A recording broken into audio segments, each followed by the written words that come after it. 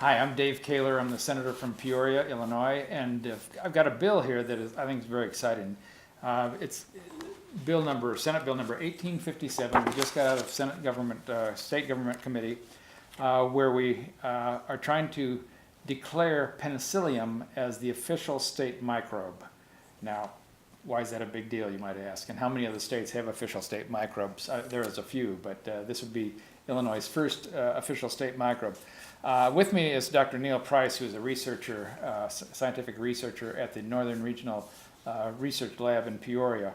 And this is one of 4 USDA labs in the country, and it's where penicillin was actually developed. It wasn't discovered, but it was developed there. So I've asked Dr. Price if he would share with us just kind of the fascinating story of how penicillin has saved millions and millions of lives, but really Peoria has a unique part of that history.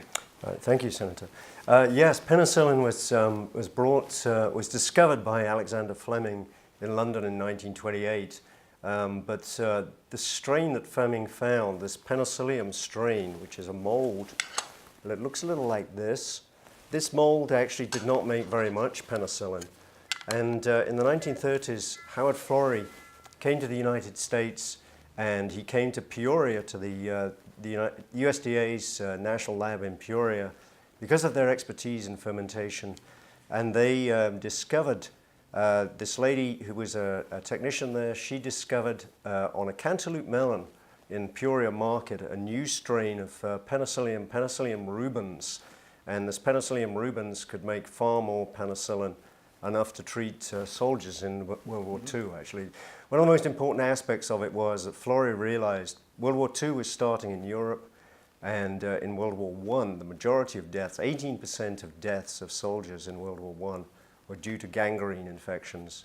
And by discovering penicillin in 1939, they were able to treat soldiers during World War II with penicillin.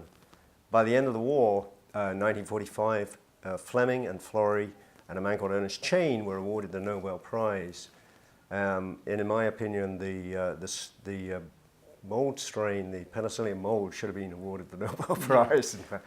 And how many lives did it save in World War II? Yeah, so by the end of World War II, they'd already estimated that it saved about 80 million lives, human lives. And one of the first people to be treated with penicillin was actually at St. Francis Hospital in Peoria. A young boy had Rocky Mountain fever and was successfully treated with the newly identified penicillin. So the woman was Mary Hunt. Here's a Yes. painting that was done of her. Absolutely. And so there was a cantaloupe. Tell the story about the cantaloupe. That's Yes.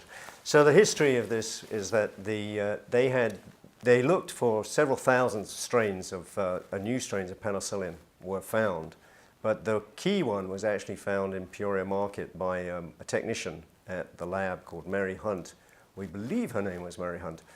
And she became known in legend as Moldy Mary. And Moldy Mary, unfortunately in her name, I guess, but she discovered the Penicillium rubens strain, the NRRL 1951 strain, that is still used commercially today to make penicillin. And so did the lab ask for people to bring in different strains of mold and that? They did. And so that cantaloupe was part of that? Yeah, they certainly did. We had several thousand strains of mold were identified all over the country, all over the world, in fact. I think they even had school children sending in soil samples, and they were screening several thousand strains of penicillium mold. And out of these, the one that was the winner, I guess, was the one that was isolated off this melon in Peoria Market. I think what's fascinating, because I know Peorians know this story because I heard it when I first moved to Peoria in 1978.